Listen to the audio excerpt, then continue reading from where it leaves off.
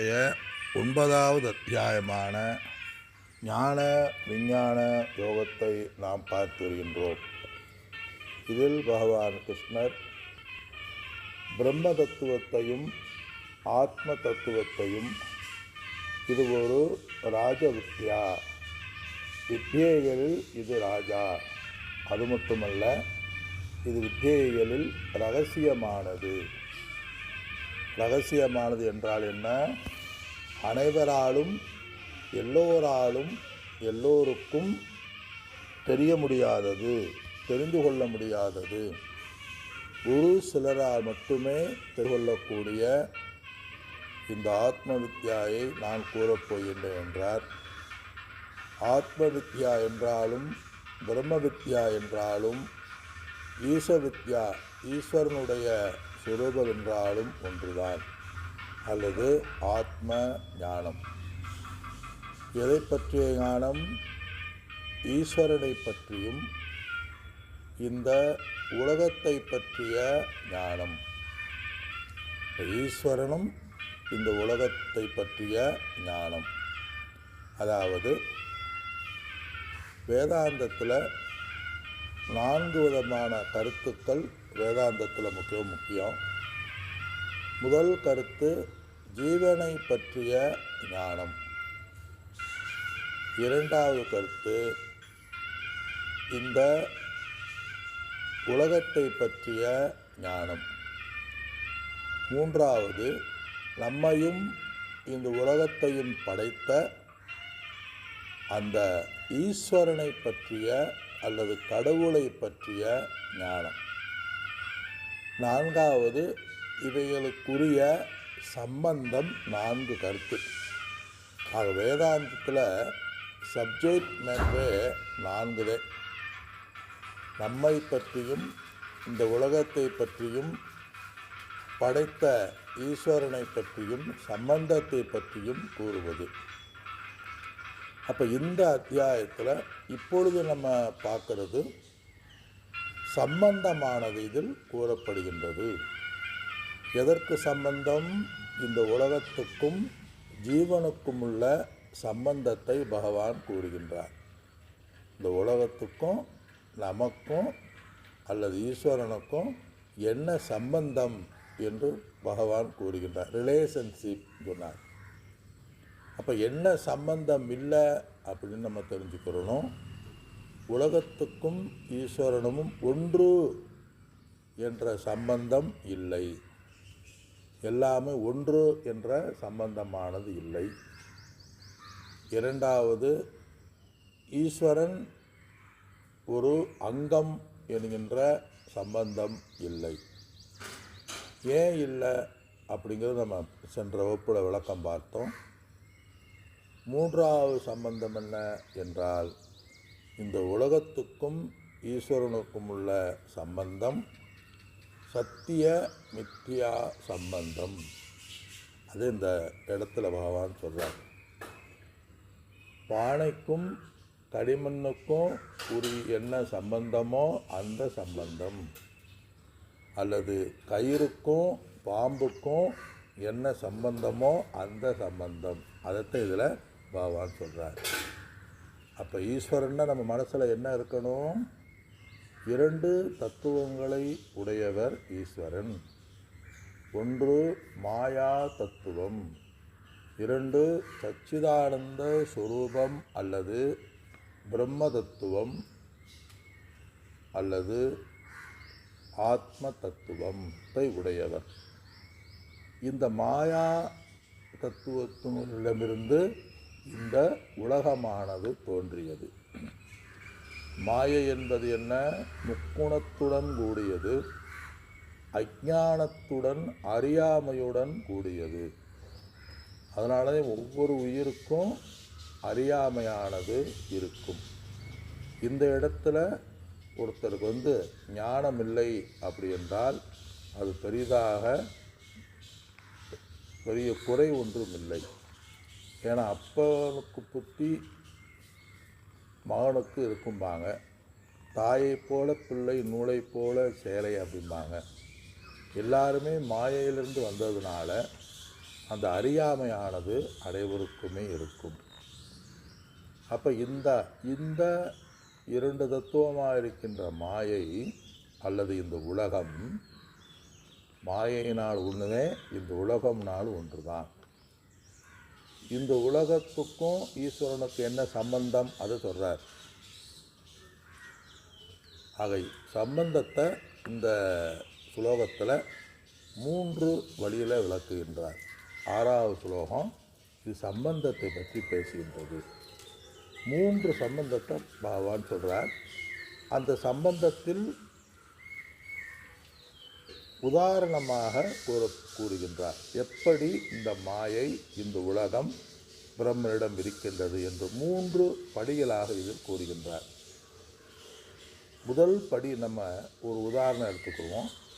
நகை, தங்கம். நகையில் தோடு, மூக்குத்தி, ஒட்டியாடம், இதெல்லாம் வளையல், இதெல்லாம் தங்கத்தால் செஞ்ச வளையல். தங்கமும் எடுத்துக்கிறோங்கிறதில்ல, இரும்பும் எடுத்துக்கலாம், பிளாஸ்டிக் எதுனாலும் எடுத்துக்கலாம். பொதுவாக உதாரணம் தங்க வளையல்னு சொல்லுவாங்க. உதாரணம் எடுக்கிற நல்ல உதாரணம் எடுத்துக்கிறோமே. அதாவது தங்கம், வளையல், இது 3 சம்பந்தத்தை நம்ம பார்த்து, அதாவது யதா ஆகாஸ்திதோடித்யம் வாயு சர்வத்திர கோமகான்கிற முதல் வரிக்கு நம்ம உதாரணம் பார்க்கணும். அதாவது தங்கம், தோடு, நகைன்னு வச்சுக்கிறோம். நகைக்கும் தங்கத்துக்கும் உள்ள சம்பந்தம் என்ன? 3 படிகளாக இந்த இடத்துல நம்ம பார்க்கிறோம். முதல் படி, தங்கம் தங்கத்தை நகை சார்ந்து இருக்கின்றது. இது முதல் படி. முதல் படி என்ன? தங்கத்தை நகை சார்ந்து இருக்கின்றது. முதல் படி. என்னை பகவான் சொல்கிறாரு, என்னை இந்த உலகம் சார்ந்து இருக்கின்றது. தங்கம், நகை எதனாலானது? தங்கத்தால் ஆனது. அது மாதிரி இந்த உலகத்தை படைத்தவர் யார்? இந்த உலகம் எதனாலானது? ஈஸ்வரனிடமிருந்து வந்தது, ஈஸ்வரனால் வந்தது. முதல் படி. மாயை உலகத்தை சார்ந்து இருக்கின்றது. இரண்டாவது படிக்கு வந்தோம்.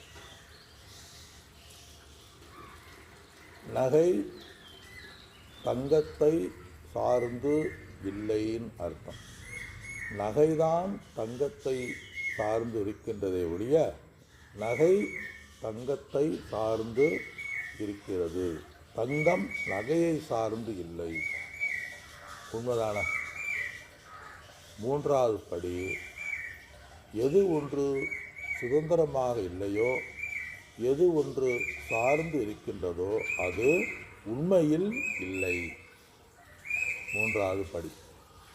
நகை இருக்கா, தங்கம் இருக்கா, எது சத்தியமாக இருக்கின்றது? நகைங்கிறது ஒரு பெயர், ஒரு நாம ரூபம். உருக்கின பிறகு நகை இருக்குமா, தங்கம் இருக்குமா? தங்கம்தான் இருக்கு. ஆக நகை முழுவதும் தங்கம்தான் இருக்கின்றது. தங்கத்தை தவிர வேறு இல்லை. கடவுள் இருக்கிறாரா இல்லையா என்பது கேள்வி வரும். அதுக்கு சாமி சொல்லுவார், கடவுள் இருக்கிறாரா இல்லையாங்கிறதே கேள்வியே இல்லை, கடவுள்தான் இருக்கிறார், ஒன்லி காடும்பாங்க. தங்கம் நகையில் இருக்குதா இல்லையா, எங்கே இருக்குது அப்படிங்கிற கேள்வி இல்லை, தங்கம்தான் இருக்கிறது. எந்த உதாரணம் எடுத்துக்கலாம். பானை, களிமண். களிமண்ணால் செய்யப்பட்ட பானையில் களிமண் இருக்கிறதா, பானை இருக்கிறதா என்றால் களிமண் தான் இருக்கின்றது. அது பானைங்கிறது வெறும் நாமரூபம், வெறும் தோற்றம். அது மாதிரி இந்த இடத்துல தங்கம் என்பது பிரம்மம் அல்லது சைதன்ய ரூபம். நாமரூபங்கிறது இந்த ஜகத்து, இந்த உலகம். 3 படியை இப்போ நம்ம இந்த உலகம் பிரம்மனிடமிருந்து வந்தது. இந்த உலகம் பிரம்மனிடமிருந்து வந்தது. இரண்டாவது, இந்த ஜகத்து பிரம்மனை சார்ந்து இருக்கின்றது. இந்த ஜகத்து பிரம்மனை சார்ந்து இருக்கின்றது. மூன்றாவது, இந்த பிரம்மம், இந்த ஜகத்து அல்லது பிரபஞ்சம் உண்மையில் இல்லை. எது தோற்றத்துக்கு தெரிந்து பானை வெறும் தோற்றம்தானே ஒழிய உண்மையில் இல்லை. அது மாதிரி இந்த உலகம் வெறும் தோற்றம். அப்போ இந்த பானைக்கும் மண்ணுக்கும் அல்லது தங்கத்துக்கும் நகைக்கு உள்ள சம்பந்தம் என்ன என்றால், உண்மையிலேயே பார்த்தா சத்திய மித்தியா சம்பந்தம். பானையும் இருக்குது, இரண்டும் இருக்கின்றது அப்படின்னு நம்ம சொல்ல முடியாது. அதே ரெண்டும் இருக்குது அப்படின்னு நம்ம சொல்லக்கூடாது. இந்த உலகமும் இருக்கின்றது, பிரம்மமும் இருக்குது அப்படின்னு சொன்னால் இது மாதிரி பானையும் இருக்குது, மண்ணும் இருக்குது அர்த்தம். பானை இருக்குது, ஆனால் அது உண்மையில் இல்லை. பானையை உடைச்சா எங்கே பானை போகும்? எது இருக்குது? மண்தான் இருக்கின்றது, பானை தான் இருக்குது. இப்போ பானை எப்படி தெரிகின்றது? மண் பானை மண்ணை சார்ந்து இருக்கின்றது. தன் இருப்புக்கு பானை மண்ணை ஆதாரமாக உடையது. நகை தன் இருப்புக்கு தங்கத்தைக்கு ஆதாரமாக உடையது. தங்கம் சுதந்திரமானது. நகை தன் இருப்புக்கு தங்கத்தை சார்ந்து இருக்கின்றது.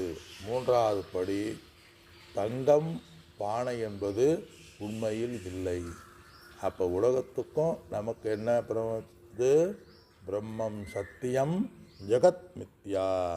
அப்போ இந்த உலகத்தில் என்ன சம்பந்தம் அப்படின்னு சொன்னால் சத்திய மித்தியா சம்பந்தம். பானையினுடைய மண்ணினுடைய ஒரு அங்கம் பானைன்னு சொல்ல முடியுமா? சொல்ல முடியாது. அங்கம் பானைன்னு சொல்ல முடியாது. இப்போ பானையை உடைச்சா தங்கம் உடையுமா? உடையாது. பானையை உரசுனா தங்கம் உரசுமா? உடையாது. ஆனால் எல்லாமே அதில் தங்கம்தான் இருக்குது, மண்தான் இருக்கின்றது. சத்திய மித்தியா சம்பந்தம். இன்னும் ஒரு சின்ன உதாரணம். கயிறிலே பாம்பு ஏற்றி வைக்கப்படுகின்றது. பாம்பு தன்னுடைய இருப்புக்கு கயிறை சார்ந்து இருக்கின்றது. உண்மையிலேயே பாம்பு இருக்கா? இல்லை. இல்லைன்னு எப்படி சொல்ல முடியும்? தோற்றத்துக்கு இருக்கு. எது உண்மையில் இல்லாமல் சத்தியத்தினுடைய இருப்பை வாங்கி கொண்டு இருப்பது போல தோன்றுகின்றதோ அது மித்யா. கயிறு பாம்பு, பாம்பு உண்மையில் இல்லை. அப்போ எது அறிவு? பாம்பு உண்மையில் இல்லை, மித்யா என்று புரிந்து கொள்வதுதான் அறிவு. அதே இந்த இடத்துல பாம்புக்கும் கயிறுக்கு உள்ள சம்பந்தம். அதே பகவான் சொல்கிறாரு, நஜமஸ்தானி பூதானி சர்வாணி துபதாரைய சொல்றார். நான் அவைகளை சார்ந்து இல்லை, அவைகள் என்னை சார்ந்து இருக்கின்றன. நான் படைத்தவன், ஆனால் அவைகளை சார்ந்து நான் இல்லை அப்படிங்கிறத சொல்கிறார். அப்போலேருந்து என்ன தெரியுது? முரண்படுவது போல் இருக்கும். உலகம் என்னிடமிருந்து வருகின்றது, ஆனால் உலகத்தை சார்ந்து நான் இல்லை. உலகம் என்பது உண்மையில் இல்லை அப்படிங்கிற முரண்படுவது போல இருக்கும். அப்போ என்ன எப்படி எடுத்துக்கிறணும்? கயிறையும் பாம்பு மாறி ஈசனையும் அல்லது பிரம்மத்தையும் இந்த ஜெகத்தையும் எடுத்துக்கொள்ள வேண்டும். மாயை பிரம்மனை சார்ந்து இருக்கின்றது. பிரம்மனை சார்ந்து எப்படி நகை தங்கத்தினுடைய சைனிங்கை வாங்கி ஜொலிக்கின்றதோ அது மாதிரி இந்த உலகத்தில் உள்ள முழுவதும், இந்த உடல் நாம் முழுவதும் அந்த சைதன்யமாக பிரம்ம தத்துவத்தினுடைய தத்துவத்தை வாங்கி கொண்டு ஜொலிக்கின்றோம். உண்மையில் நம்முடைய இருத்தல் எதை சார்ந்திருக்கின்றது? பிரம்மனை சார்ந்து இருக்கின்றது. அந்த உதாரணத்தை இந்த 6வது ஸ்லோகத்தில் பகவான் சொல்கிறார். என்ன சொல்கிறாரு? யதா ஆகஸ்திதோ நித்யம் வாயு சர்வத்திர ஹோமஹா, யதால எவ்வாறு. இந்த உதாரணத்தில் பல 6, 7 உதாரணம்னு சொல்கிறார்.